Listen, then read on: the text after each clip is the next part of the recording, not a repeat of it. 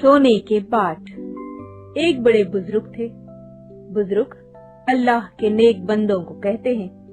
ये बुजुर्ग भी अल्लाह के दोस्त थे और अल्लाह की इबादत और लोगों को नेक बनाने की कोशिश में मसरूफ रहते थे।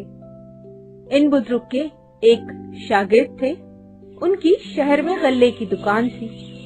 एक रोज शागिर्द बुजुर्ग की खिदमत में हाजिर हुए और अर्ज किया, या हजरत, दुआ कीजिए कि अल्लाह ताला मेरे कारोबार में बरकत दे।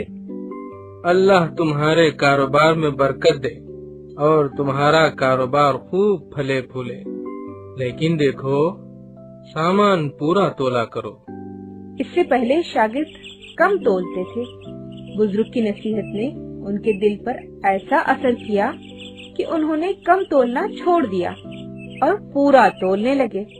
वो कई दफा ऐसा करते कि जो शख्स उनसे सामान मोल लेने के लिए आता तो तराजू उसके हाथ में दे देते और कहते, लो भाई, खुद तोल लो। गाहक चाहे कितना ही झुकता तोलता, वो कभी उस पर एतराज न करते और न उसका हाथ रोकते। खुदा ने उनके कारोबार में इतनी बरकत दी कि उन्होंने अपने तराजू के बाट सोने के बनवा लिए।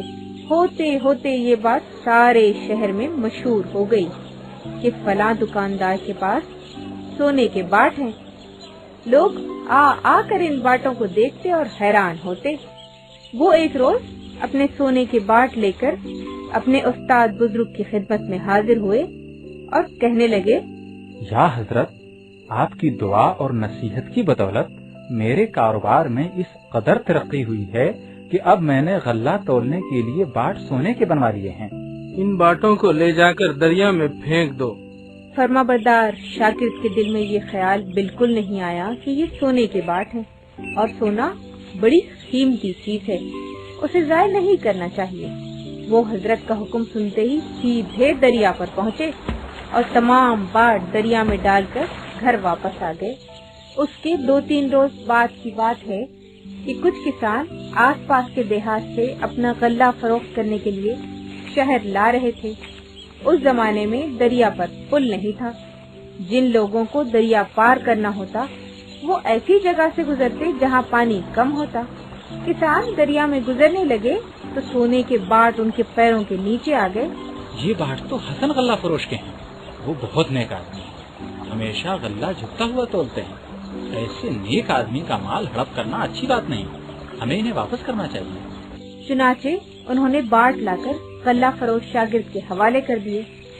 शागिर्द इन बाटों को लेकर फिर बुजुर्ग की खिदमत में हाजिर हुए और अर्ज किया, या हजरत, मैंने तो इन बाटों को दरिया में डाल दिया था, मगर ये फिर मेरे पास वापस पहुंच गए हैं। ये सिर्फ तुम्हारा इम्तिहान था।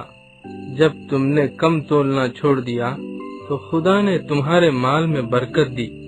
जो माल तुमने अपनी हलाल कमाई से कमाया था वो दरिया में डालने पर भी ज़ाय नहीं हुआ और तुम्हारे पास वापस आ गया। हलाल कमाई में ऐसी ही बरकत होती है।